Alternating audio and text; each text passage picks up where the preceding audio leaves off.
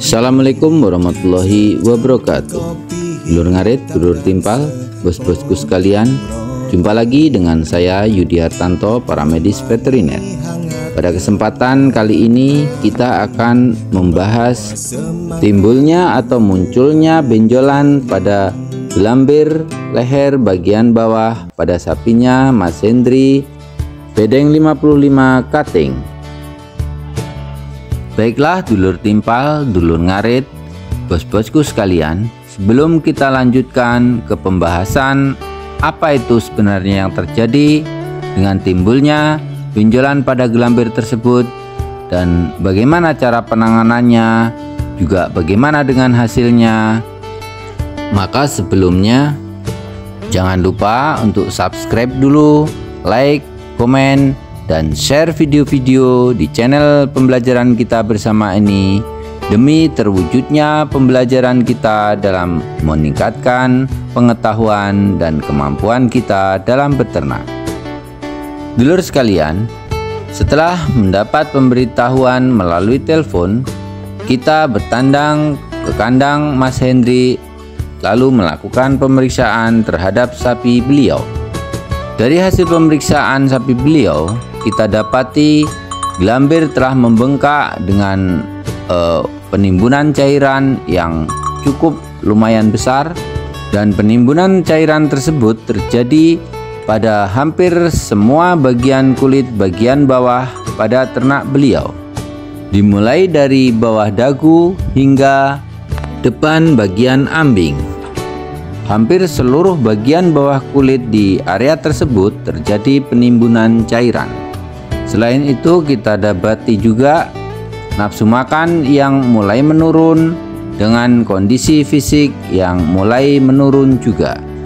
Dulur ngarit, dulur timpal, bos-bosku sekalian, apabila kita mendapati kondisi yang seperti terjadi pada sapinya Mas Hendri ini, harap kita untuk berhati-hati dan segera berkonsultasi dengan dokter hewan ataupun paramedis kepercayaan dari bos-bosku sekalian. Karena kita tidak bisa menganggap remeh dengan kondisi ini. Adapun benjolan tersebut, ada beberapa indikasi yang terjadi pada ternak bos-bosku sekalian. Indikasi yang pertama, bisa saja itu terjadi penimbunan dari cairan nanah karena infeksi atau bisa juga disebut dengan abses. Indikasi yang kedua adalah terbentuknya jaringan sel-sel baru yang tidak terkontrol atau terbentuknya jaringan tumor. Dan indikasi yang ketiga adalah terbentuknya penimbunan cairan yang terjadi pada bagian bawah kulit atau biasa kita sebut dengan udem. Terjadi karena melemahnya sistem sirkulasi tubuh akibat kerusakan organ dalam. Dan dibutuhkan perlakuan yang berbeda pula untuk masing-masing indikasi yang terjadi pada ternak kita tersebut. Untuk kasus dengan indikasi yang pertama dan kedua, yaitu pada penimbunan nanah atau abses dan terjadinya tumor, kita bisa lakukan pendekatan penanganan dengan cara dilakukan operasi. Sedang pada kasusnya sapinya Pak Hendri ini, indikasinya adalah yang ketiga, terjadi krepitasi atau terjadi penimbunan cairan di jaringan bawah kulit. Sehingga untuk kasus ini kita tidak bisa lakukan dengan cara dioperasi. Untuk kasus ini biasanya ini sangat serius.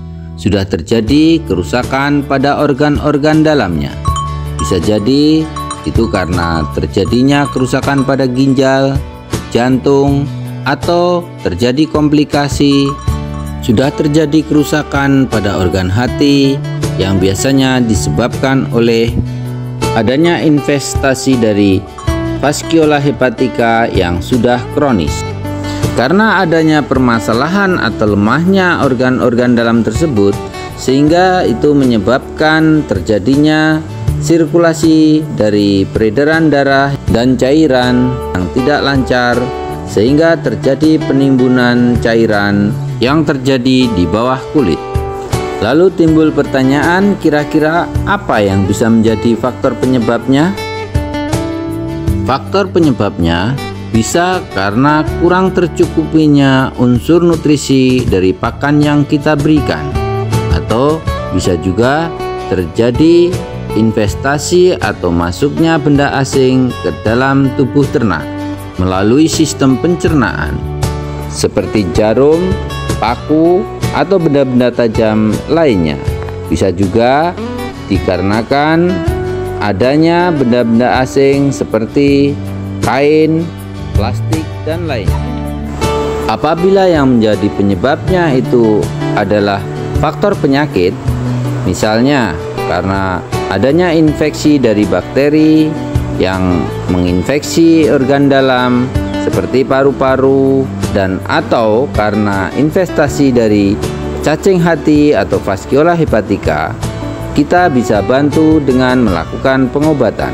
Tapi kalau itu disebabkan oleh benda-benda asing, maka sulit untuk dilakukan pengobatan. Untuk kasus sapinya Mas Hendri ini, setelah kita lakukan pemeriksaan dengan seksama dan setelah kita lakukan pertimbangan sebagaimana yang kita jelaskan di depan, maka kita memutuskan untuk melakukan pengobatan berdasarkan kemungkinan terjadinya infeksi pada organ dalam dan juga kemungkinan adanya investasi dari endoparasit seperti Fasciola hepatica. Dan dikarenakan kondisi ternak sapi beliau pada waktu itu sudah berada dalam kondisi yang tidak prima atau dalam kondisi lemah, maka kita putuskan juga selain melakukan pengobatan secara kausatif, kita berikan juga pengobatan secara suportif untuk mendukung staminanya. Selain itu, kita berikan juga pengobatan secara simptomatik untuk meringankan beban yang diderita oleh ternak agar ternak bisa cepat pulih kembali vitalitasnya dan juga bisa kembali memiliki kesehatan yang prima dan normal lagi.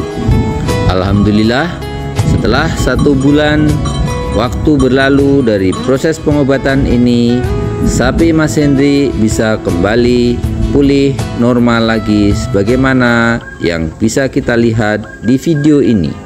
Demikian dulur ngarit, dulur timpal, bos-bosku sekalian, pembelajaran kita kali ini.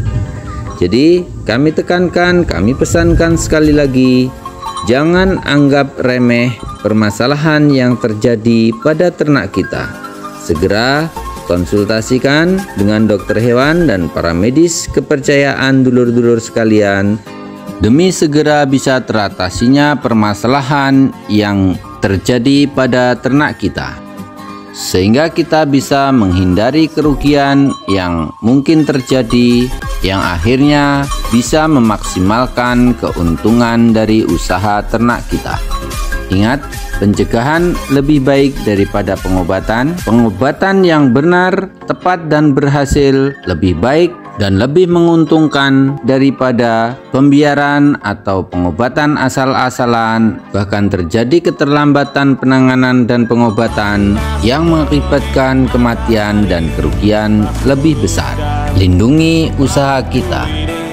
Tetap semangat, terus belajar, tingkatkan pengetahuan dan kemampuan dalam beternak. Salam ngarit, salam timpal, salam sehat, salam sejahtera, salam bahagia.